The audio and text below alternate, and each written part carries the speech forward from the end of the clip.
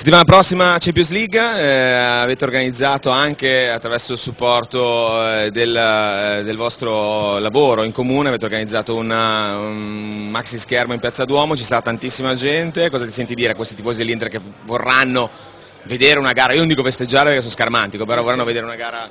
Guarda, prima dell'ultima partita a Siena mi hanno chiesto cosa succederà dopo. Io ho risposto in modo lapidario: preoccupiamoci di cosa succederà prima e di cosa succederà in campo. Quel che succederà dopo si vivrà e si vedrà, e fortunatamente noi lo stiamo vivendo.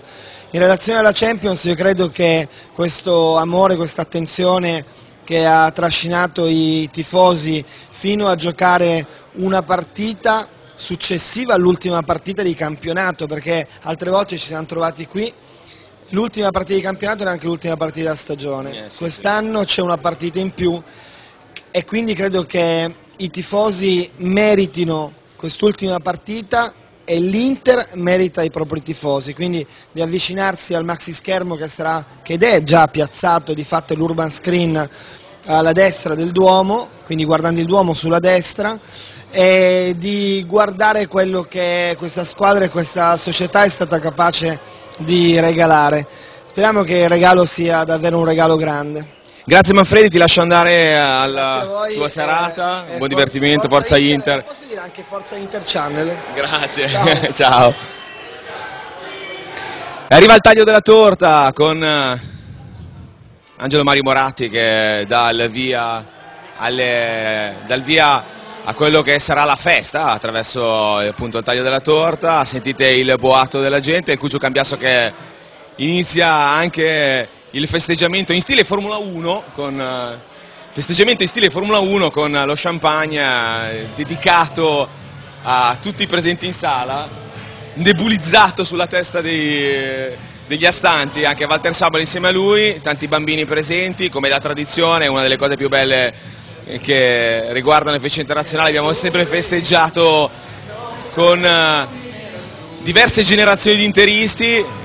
Questo è un gesto che piace sempre. Intanto mi ha raggiunto Edoardo Caldara che stava commentando anche lui questa gestualità. Sì, il gesto che ci piace sempre vedere è quello della camera che viene innaffiata. Diciamo subito che c'è Angelo Mario, figlio del presidente Massimo ovviamente, il presidente che era in viaggio, voleva venire, probabilmente ha trovato un poco di traffico, questo lo diciamo a beneficio di tutti quelli che magari stanno chiedendo perché in questo istante non c'è il presidente Massimo Moratti. Io non l'ho visto, non credo che ci sia, non l'ho visto anch'io. Benissimo, ecco, questo è quello che sta avvenendo. Comunque direi una degna conclusione di una giornata meravigliosa. Sono tutti distrutti ma ci tenevano a essere qui con la solita tranquillità e serenità dei grandi campioni, perché hanno compiuto un'impresa eccezionale, ma mi sembrano tutti molto come dire, moderati nella felicità, anche perché come sappiamo a fine settimana c'è un impegno abbastanza importante da onorare. Domani altra giornata di riposo per questi ragazzi e poi si torna a lavorare da martedì, staff tecnico già concentrato su quello che sarà la preparazione della partita con il Bayern di Monaco. La cosa che più impressionato di quest'Inter è stata la condizione atletica.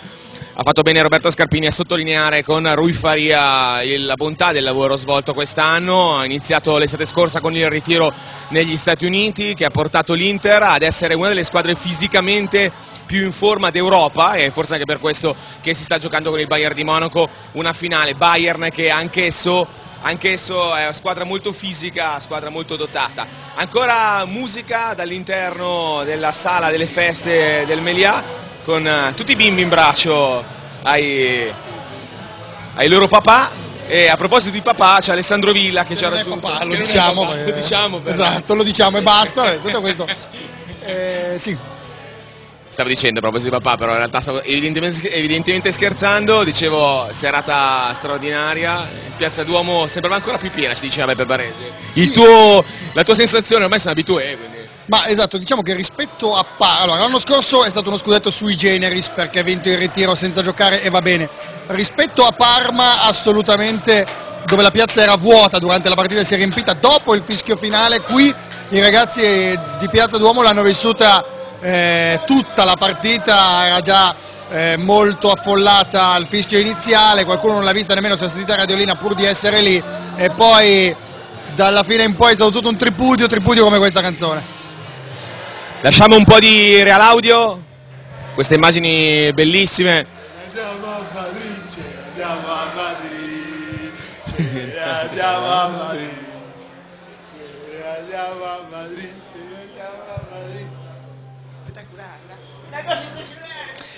Intanto il capitano con in braccio la figlia Sol, la primogenita di casa Zanetti, il capitano che viene veramente da dire che è incredibile che non faccia i prossimi mondiali, perché ha giocato una stagione pazzesca e che in questa sera, in questa giornata ha dimostrato una volta di più di essere un campione incredibile, una partita per la quale non troviamo aggettivi.